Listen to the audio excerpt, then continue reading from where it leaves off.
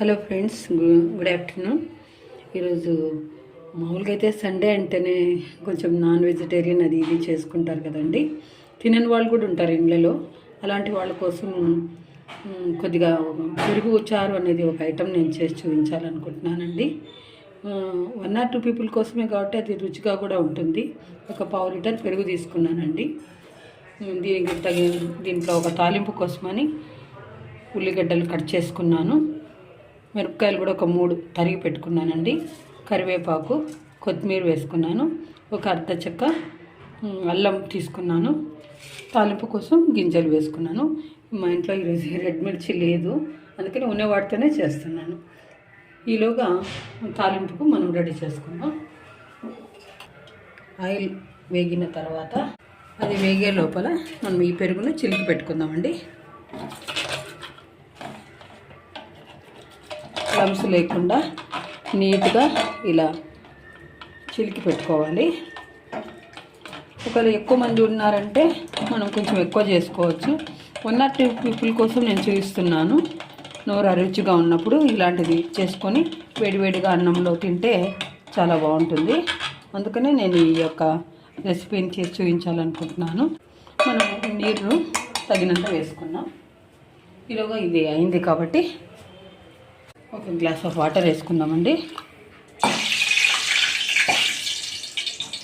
చిలికి పెట్టుకోవడం. తాలింపు సామాగ్రిని అందులో వేద్దాం. అల్లము, ఎల్లిపాయ,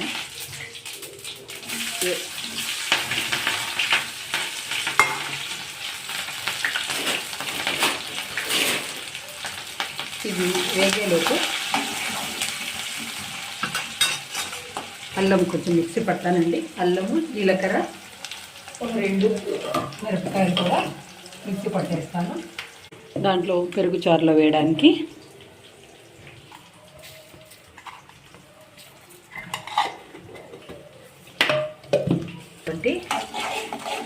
ఎక్కువ కూడా మాడకూడదండి. ఇది కొంచెం హాఫ్ బాయిల్ ఉంటేనే టేస్ట్ బాగుంటుంది.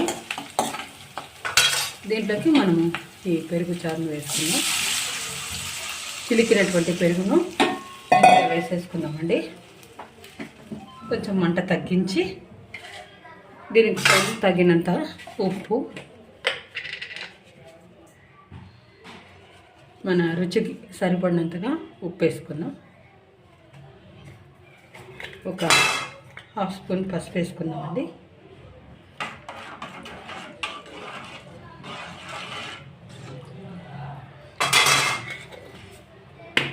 కరివేపాకు, కొత్తిమీర పైన ఇలా చల్లుకుందాము. పట్టినటువంటి అల్లము, జీలకర్ర, మిరపకాయల పేస్టును ఇందులో కలిపేద్దాం. ఒకసారి థిక్నెస్ చూద్దామండి. మరీ లైట్గా ఉంటే ఒక 2 స్పూన్లు మనము శనగపిండి కూడా కలిపి వేసుకోవచ్చు.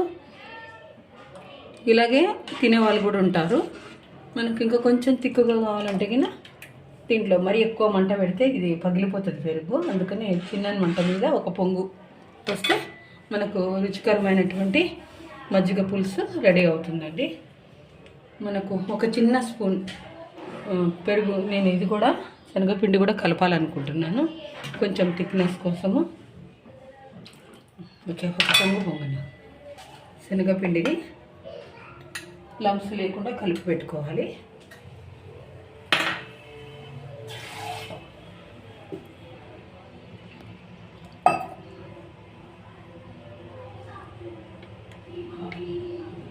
దీన్ని కూడా ఇందులో వేసేయాలండి. ఉప్పు, కారము అంతా సరిగా ఉందా లేదా ఒక్కసారి చెక్ చేసుకోవాలి.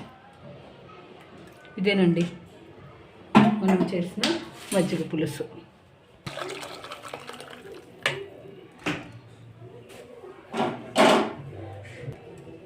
సరే, వేడి వేడి మజ్జిగ పులుసు నేను ఇలా ప్రిపేర్ చేయడం జరిగిందండి. ఇది వేడి అన్నంలోకి నెయ్యి వేసుకొని నోరు అరుచిగా ఉన్నప్పుడు ఇలాంటి మజ్జిగ చారును మీరు మజ్జిగ పులుసు అనొచ్చు, మజ్జిగ చారు అనొచ్చును. ఇది వేసుకొని తింటే చాలా టేస్ట్గా ఉంటుందండి. మీరు కూడా ఈ డిష్ను ట్రై చేయాలని నేను కోరుతున్నాను. చేసుకొని తిని ఫీడ్బ్యాక్ ఎలా వచ్చింది, మంచిగా ఉందా అని కామెంట్ సెక్షన్లో కూడా తెలియజేయాలని నేను కోరుతున్నాను. థ్యాంక్ యూ అనండి.